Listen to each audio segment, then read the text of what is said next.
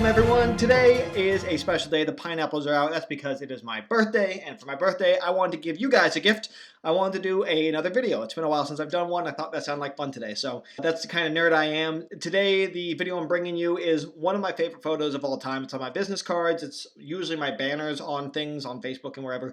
It's a shot of me jumping with Mount Vesterhorn in the background in Iceland. It's just this really cool shot, and I wanted to show you my entire workflow from raw all the way to Instagram ready. So it's going to take you through the edits, the thought process, how I stylize specifically for Instagram, the final transformations I make, everything. We're going to do the entire thing so you can see what does it take for me to go from raw to Instagram, how much of it is out in the field, how much of it is post-processing. I know a lot of you guys want to see how the sausage gets made. So today I'm bringing you that. Happy birthday to me. I hope you guys enjoy it. Let's get into it.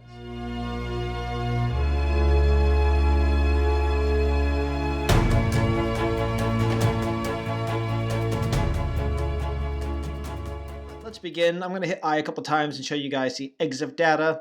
This was shot at 1/250th of a second, ISO 100, and the reason it's not showing the f-stop is because this lens doesn't communicate with the camera. So I can tell you that it was shot at, I believe, f4, so that doesn't really matter for the workflow. I know a lot of you guys just like to see it. Let's get right into it by hitting the hotkey D and entering the develop module, which is where the magic happens, obviously. So the first thing I always do, and I've made a video on this, which I'll put up here in the corner, is I go through kind of a 5-step process. It's almost subconscious for me at this point, but I still like to mention it whenever I'm doing these workflow videos. I want to decide what is it that I like about the photo, what is it that I want to enhance, what do I find distracting that I want to either get rid of altogether using Photoshop or at least bring less attention to. What's the mood I'm going for, what's the story I want to tell, and what's the visual journey. So again, I go through all those in that video link that was just posted, but I'm going to go through it with you as well. Obviously the hero of the shot is right here, and what's pretty great is how the silhouette, that's me by the way, but so not to toot my own horn too much, but I thought that was a pretty good jump. Anyway, what makes it, I think, really neat is that I'm silhouetted against this white fog. So I want to accentuate that atmospheric layer. I want to make the visual journey sort of this, this leading line that kind of goes across the frame. So you sort of come through and you hold at the hero and come through on the other side. And then I really want to bring out the drama because this guy doesn't look terribly interesting, but it's a nice moody shot. And I think the moodiness is what really works for this particular one.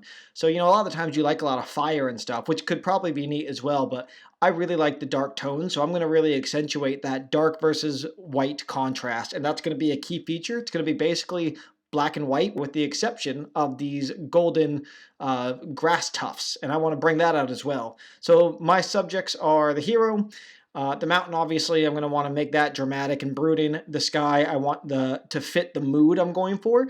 I want to bring out this atmosphere, and I'm going to be doing a lot of white versus black contrast. So I've already kind of got this idea in my head. It's going to be a pretty heavy vignette as well, I can tell, because I want to really hold you in place here. So I usually start off by playing with the shadows personally. I would usually lift them up, but I don't think they really need to be brought up. Again, there's going to be a lot of black and white contrast. So what I'm going to do instead is try to even out the exposure, and basically that in this case just means getting my sky down. So graduated filter and bringing the highlights down. And now what I'm going to do is a very graduated filter. So the way we can do that is by clicking and dragging, making it really long. And if I hit O, you can see this is all solid down to the midpoint, and then it starts to gradually fade. So what I like to do sometimes is put that at the top so that it's all very gradual and much more subtle, and I find that works really well. It's a lot more of a subtle change. You know, I guess sometimes you can drag this down as well, but you'll see a harder line. Sometimes it works, sometimes it doesn't, but I'm gonna, in this case, just do it by, play it by ear, I suppose, by eye. And yeah, I think that works well. I'm going to drop the blacks and I'm going to boost the whites. If you've watched any of my workflow videos, you see I do that all the time. I like the contrast that creates by deepening the blacks and then brightening the highlights. I might even try the contrast slider here. I just really want a lot of drama in the sky. And that's already kind of getting there. So if we look before and after already, all I've really done is created the mood and really brought down that sky. And I'm going to continue to do that as we get into the photo more and more. I think most of this is going to get done with local adjustments. I want to go ahead and bring out more attention here. So I'm going to do that with a radial filter, and I'm going to boost the whites. I'm going to make you really hone in on this place. I'm going to make it pretty wide so that it includes all of this fog and all of this mountain range. Yeah, I'll go really wide with that. And again, I might lower the blacks, gonna increase the overall exposure in this. And I'm gonna play with the contrast as well. Don't think I need to go too much with that. And already, again, just this one change. I'll delete that so you can see the before and after. Now, the reason I did this with the radial is because I don't want you drawn to the edges of my frames, okay? I want you here. This is where the drama is. This is where the action is. That's where the good stuff is. This is mostly secondary. This grass tuft, I think, kind of completes the frame. It lets you look past it.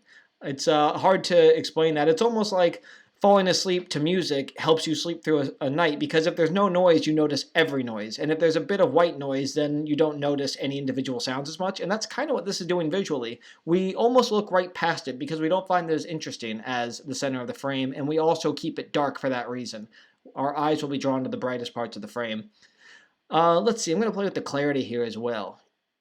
Yeah, that really gives it that final that I don't know. I use the word pop a lot. Sorry if you guys are sick of that word, but I think it works here again. It gives it that pop.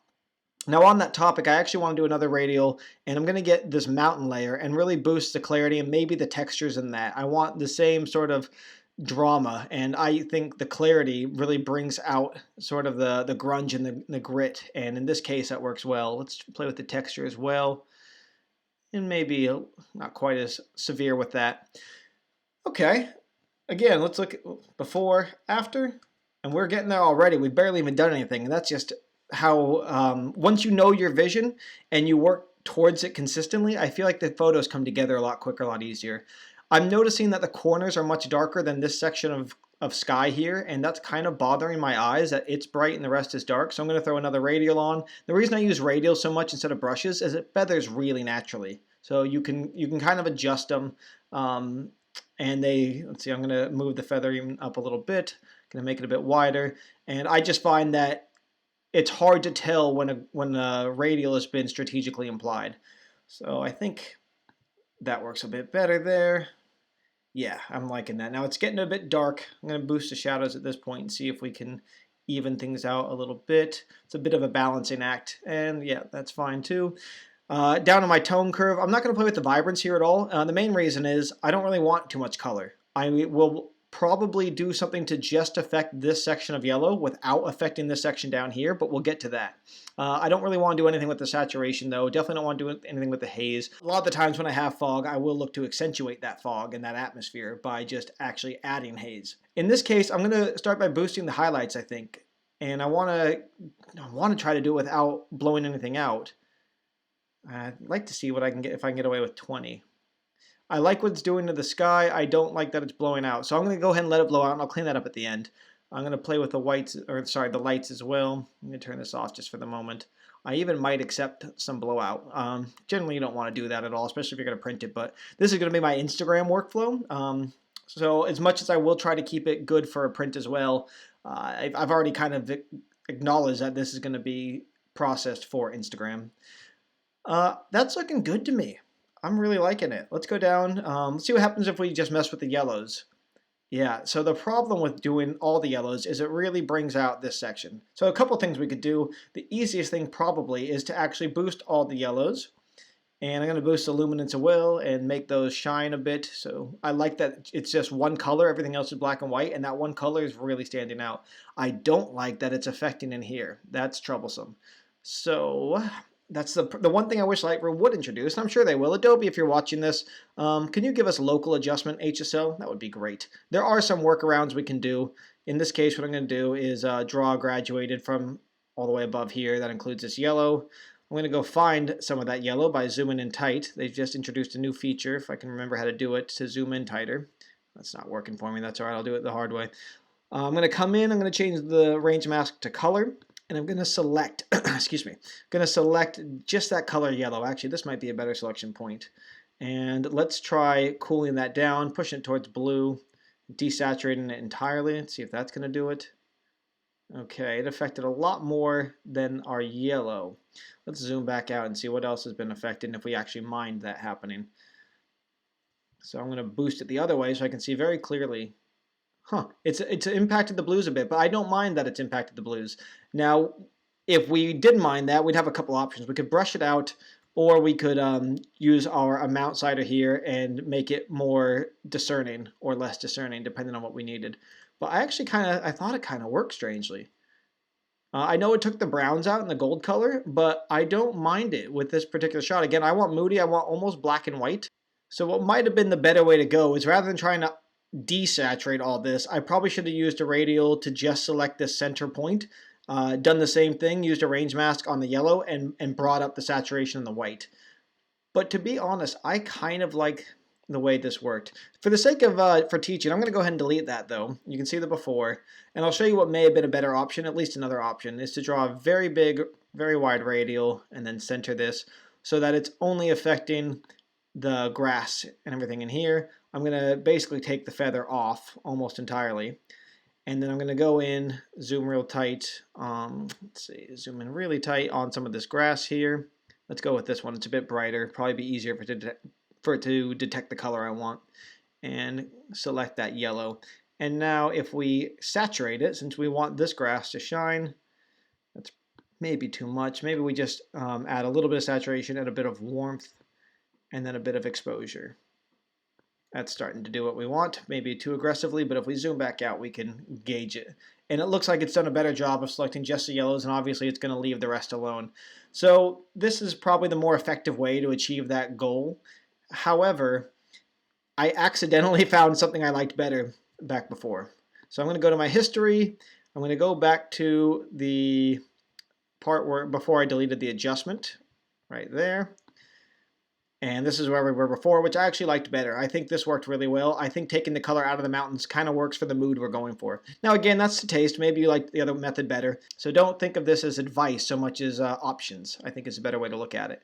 And I'm going to bring the whites down on this section. Again, I really want to hold you here, and I think that's working well. So we're cruising through. You could color tone. You probably should color tone, but like I said, I want mostly black and white here. So I don't feel like it's necessary to color tone this. The one thing I am noticing now, where's my graduated filter here? There's a bit of a strange color casting in here, and I think, yeah, it's because I need to come down with this and make sure that that spot was included, because it didn't really match very well. All right, that's better. Where were we? We were down with the color toning. Again, I'm mostly black and white with just yellow, so I don't really feel like I need to color tone this one too much. It's a very powerful tool. It's their newest feature, but I'm not going to need it for this particular photo. I will link up here. You'll see a video pop up that will explain how to use that feature and show you some photos where I did walk you through the process. Sharpening, I always make sure to mask out my sky and just get my edges, and that looks pretty good around there. And I'm going to go ahead and turn that down to 25. I don't think this one needs to be that sharp, but that depends on whether I'm doing it for Instagram, for prints, for whatever. And usually my strategy is 25 to 50 range because of my particular camera, my particular lens. They're already really sharp, so I don't need to add sharpness very often. And then I always make sure I'm not sharpening the sky. I'm noticing a bit of vignetting going on. So I'm going to go into my manual lens correction, and I'm going to go up to counteract that vignette. So I next need to stretch this for Instagram to a 4:5 vertical ratio. And the reason I could just crop it, but the reason I wouldn't is because it's not going to work well for this shot. If I go to 4:5 and then just click and drag down until it pivots to a vertical format, we can see that I'm chopping off a lot of interesting landscape here. So that's not going to work. I'm going to need to convert it in Photoshop using a transform tool. And I've done a whole video on that. So once again, I'm going to link it up here, how to transform in Photoshop. This is going to be a quick, gritty walkthrough. Edit in Photoshop 2021. Away we go. So we're now in Photoshop, and if you've ever watched my videos, you know the first thing we always do is Command J to duplicate the layer. We never want to be working on the background layer. Just go ahead and turn that off. And the next thing I do to transform is Command T. That's the hotkey for transform. Command minus a few times to zoom out, and I'm going to start with making sure that this is turned off and go to 125 and start to stretch this out. And I just know from experience that 125 I can almost always get away with without anybody seeing the difference. Again, make sure that you check out the video on stretching landscape photos for Instagram if you are aware of what I'm doing or want to see this slowed down. I have a whole video on just that process where I don't go through it quite so quickly. And I'm just going to keep mowing through this process here. I don't think I can get away with stretching me out too much, so I'm going to stop that right above where I am. And let's see how much I can stretch Vesterhorn before it starts to look too weird. It's a mountain, so I can probably get away with a bit. Right about there, I think. And then we're gonna do another one just above the mountain with just clouds and keep stretching. That gets me a lot of sky anyway. Let's come down to, I'm going to zoom in and see how much. I think I can still get away with stretching me a bit more actually, so we might need to push it a bit for this particular photo. Go back to layer 1, Command J, Command T. It's all very automated for me. I do this with almost every photo just because landscape, if you're wondering why I'm bothering with this, landscape doesn't work on Instagram. It just doesn't. It's too small. It only takes up a fraction of the screen. You take up more than double of the screen by converting this to a 4:5 vertical format. Now I have to watch the bottom a bit. That's starting to look a bit stretched. It's all right. Now I still have this much space to fill. That's the best way. You know, I've got a lot of empty sky at this point. I really want to bring out more of this, so I'm going to go ahead and flatten it, and I'm going to crop down. Go ahead and discard the hidden layers. That's fine. Let's crop in, maintaining that 4:5 ratio. Let's see if we can just, yeah, we just need the edges of the mountains, and that should make me and the interaction that we want a bit more prevalent. And I think just too much sky still, so I'm going to come in even tighter. And it looks like we're not quite all the way down here at the bottom. There we go. All right, and that's going to probably be my Instagram version. File save, we'll save it as a TIFF back in Lightroom where I will make my final changes and export it, and I will be all set. And we are back in Lightroom. As you can see, Photoshop has done us a service. It saved the TIFF and it's automatically imported it back into Lightroom. So thank you, Adobe, for that. Very helpful feature. The first thing I would notice, my eyes are drawn to the brightest part of the image. I've mentioned that a bunch of times. Right now, the sky is as bright as this part or close to it. So I want to go ahead and darken that. I'm going to try with a radial, but I suspect I'm going to need to use a graduated filter for this. But let's see. No, that actually works pretty well. I'm going to use that in conjunction with a graduated. I really want to divert your attention down here to the bottom, and I need to darken this quite a bit. That's also going to help us create that dark, stormy, brooding mood. Oh yeah, I like that. That's definitely dramatic. It's probably too much for a lot of people. I don't like the blue color that's crept in. I don't know. I can desaturate it a bit, and then I'll use a brush to focus on these corners a bit. I want to get this closer to black than blue and really accentuate this vignette. I want all of your attention down here, and right now it's getting pulled to the edges of the frame, so yeah, that worked well. There we go. I'm going to show you the before and after. Now, it probably looks kind of overdone at a glance right now, but if we look at the before and after, we've created some very dramatic skies just by darkening it and getting the details back. I am going to lift the shadows because I think it's maybe just a bit too dark and ominous right now. I'm going to boost the exposure. And again, before and after. That is basically there for me. If I posted that to Instagram, I'd be pretty confident that it would perform well. And the reason is, if you remember our 5 steps, first we created the balanced exposure, yes, and then we talked about the mood and what we want to accentuate. This person, this silhouette, completely black against a bright white atmospheric layer of fog or haze. That's standing out. The colors are drawing all of our attention to the midsection because that's where the only color in the image is, and that's where I wanted to hold you. The sky is dark and brooding. The colors are basically black and white with the exception of this stretch. Now, if that looks too dramatic for you, I want you to consider something. On Instagram, you are competing for attention with thousands of people. So the first thing is, yes, you need a vertical shot because that takes up 80% of their screen. If you use a landscape orientation, you're taking less than 40%. That's just not enough. People will scroll right past that. They can't make out small details. So you can try to fight it. You can try to be a purist about it. But look, why? Because I haven't sacrificed anything. If I go back, I have this version of the photo that I can continue to modify and make a print version of. I can make a metal print version. I can make a Facebook version. I can make a paper canvas version. I can do all sorts of stuff. I don't have to sacrifice. It doesn't have to be one or the other. So here's my Instagram version. It's always going to be a bit more dramatic. It's always going to have a little extra contrast because that's what's going to stop people in their scroll. That's what's going to jump off the screen. And I don't see that as, I don't know, selling out or anything like that. If I was in a photo contest and I was told that the judge really loved saturated colors, you know what I would do? I would saturate my colors if I wanted to win. That's That's how the photo contest works. You play to the judges. And in this case, Instagram, the judges are a bunch of people looking at thousands of photos, overwhelmed by color and contrast. I always just go slightly more aggressive with my Instagram edits than I would with my print versions. So for me personally, I'm going to go export and show you one last little trick I have. I have a Facebook version, which is watermarked, and it says Instagram at We Own the Moments, because I'm trying to cross-promote my two socials with that. I have a LinkedIn version, and I have an Instagram version. They all have different presets. I don't watermark my Instagram ones because they never perform as well. And you kind of want reshares. As much as I hate reshare accounts, they do help you grow. I've got the Facebook, which is watermarked because those get stolen all the time, and it's good to have those watermarked. And LinkedIn, same thing. I've got a watermark on that, and everything's done slightly differently. LinkedIn only allows a certain resolution, blah, blah, blah. So I've got all my presets there. I'm going to hit batch export because I know I'm going to be showing you all these. And yeah, that's it, guys. That's this workflow. And we're done. I hope you enjoyed it. I hope you think it looks cool. I love it, so even if you don't, that's okay. You wouldn't have watched this video if you didn't like my style, so hopefully that helped you understand everything I do and get through it. But if you have questions, as always, I keep trying to tell you to leave comments. Eventually you will, but I just appreciate you watching it. Thank you. There's going to be some other videos around here if you want to see more. If not, that's cool too. Hope you have a great day. I'm going to get back to the celebrations. I'll catch you on the next one.